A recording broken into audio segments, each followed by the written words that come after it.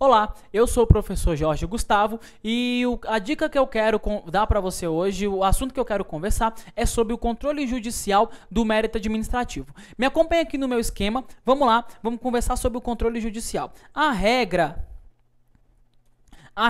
é que o Poder Judiciário ele não possa entrar no mérito administrativo de outro poder. Então me acompanha, olha só, a regra é que o Poder Judiciário ele não aprecie o mérito administrativo de outro poder, tá bom? De outro poder. Tranquilo? Agora, qual é a exceção que nós temos que o Poder Judiciário ele vai analisar o mérito administrativo?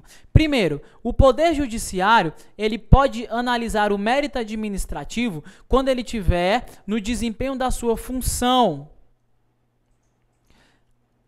atípica administrativa, ocasião em que ele estará agindo como própria administração, então ele vai analisar o mérito administrativo. Se a banca te perguntar que o Poder Judiciário nunca analisará o mérito administrativo, está errado, porque ele pode analisar no desempenho da sua função atípica administrativa. Qual é a nossa segunda exceção? O Poder Judiciário ele pode analisar o mérito de outro poder para apreciar a legitimidade.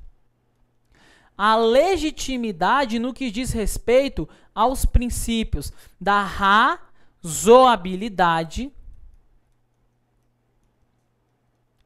e da proporcionalidade, para verificar se a atuação do agente público não foi desarrazoável, não foi proporcional. Ou seja, para verificar se o agente público não agiu de forma arbitrária, fora dos limites que a lei trouxe para ele. Então, por exemplo, a Lei 8.112 traz 5 punições para o servidor: advertência, suspensão, demissão e a destituição, se o servidor ocupar um cargo em comissão ou uma função de confiança, ou a cassação, se for o servidor que estiver na inativa, ou seja, aposentado ou disponível. Ela não traz a remoção como forma de punição. Se o agente público aplicar uma remoção como forma de punição, ele estará agindo de forma arbitrária, ou seja, de forma desarrazoável, de forma desproporcional, que vai contra a ideia de razoabilidade, de proporcionalidade,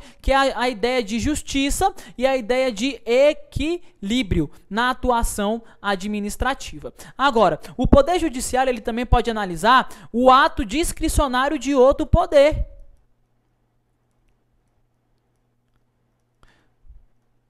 Como assim, professor? Ele pode analisar o ato discricionário de outro poder? Pode sim, no que tange aos elementos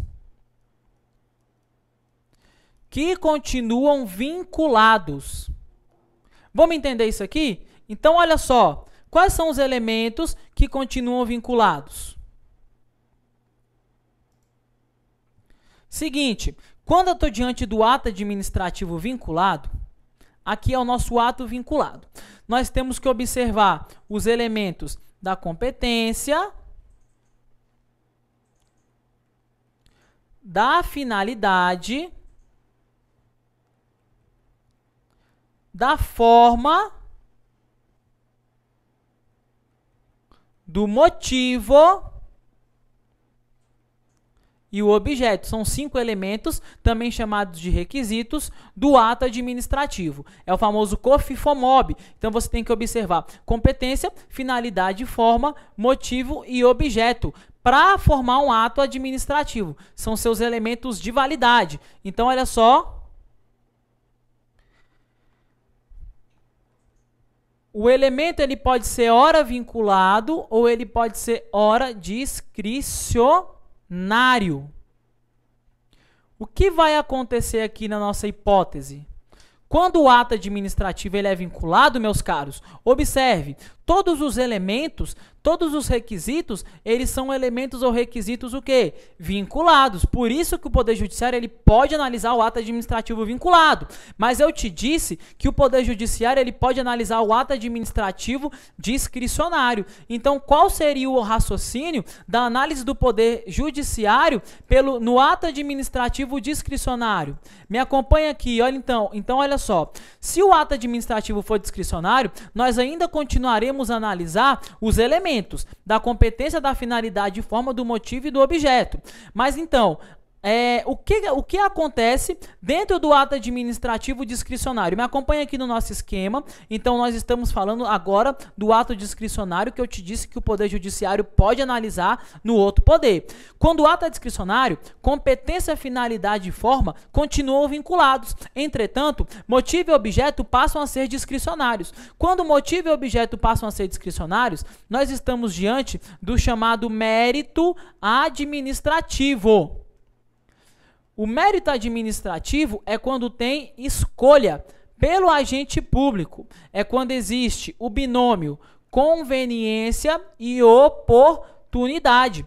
Me observa, o Poder Judiciário ele pode observar os requisitos que continuam ligados à lei. Ou seja, o Poder Judiciário, mesmo no ato discricionário, ele pode observar a competência, a finalidade e a forma, porque esses elementos, eles permanecem o quê? Vinculados. Tranquilo? Então, nossa dica de hoje foi a respeito dos atos administrativos, do controle pelo Poder Judiciário, uma vez que os poderes são independentes, um não pode entrar no outro, mas eles também são harmônicos entre si. Se você quiser me adicionar no Facebook, você pode clicar no endereço que eu vou gerar aqui embaixo, e qualquer dúvida que você tiver, você pode mandar lá que eu te respondo. Um abraço, bons estudos, fiquem com Deus e até a próxima.